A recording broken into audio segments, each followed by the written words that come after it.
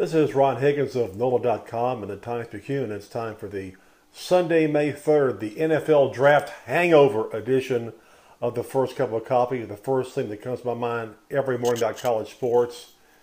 And right now, I'm still trying to get the NFL Draft out of my mind because when you have 3 days of that, it just kind of gets in your brain. You can't get anything else inside your head. Now that it's gone, we'll take a look back at what the SEC did. SEC, again, led the nation with 54 picks. But what's interesting is what's inside those numbers and which school had how many chosen. Kind of reveals a bit about the state of each program to an extent.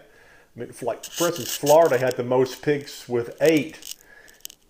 Yet when you look at what they've done the last few years, and they've been just a mediocre football program, it's easy to see why Will Muschamp was fired as head coach.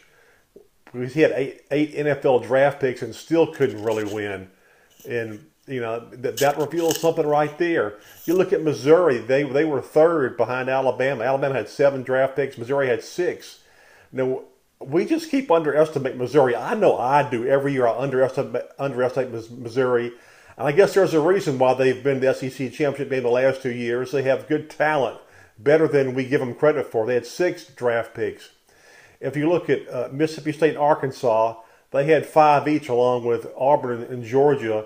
And that kind of indicates that the state talent level has gotten better. You can see that last few years, the way they've played.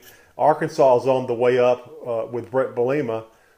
So, I mean, you can see their talent level has gotten a little bit better.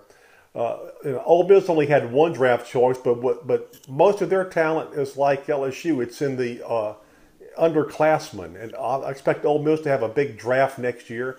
I think LSU's draft will be bigger next year, although the having only 4 players was welcome this year. Finally, Tennessee had no draft picks for the first time since 1963, and that reveals a lot about where that program has gone to and where it's trying to get back to. Butch Jones has to do a major rebuilding job for that program because Derek Dooley didn't recruit anybody apparently worth a damn the last few years.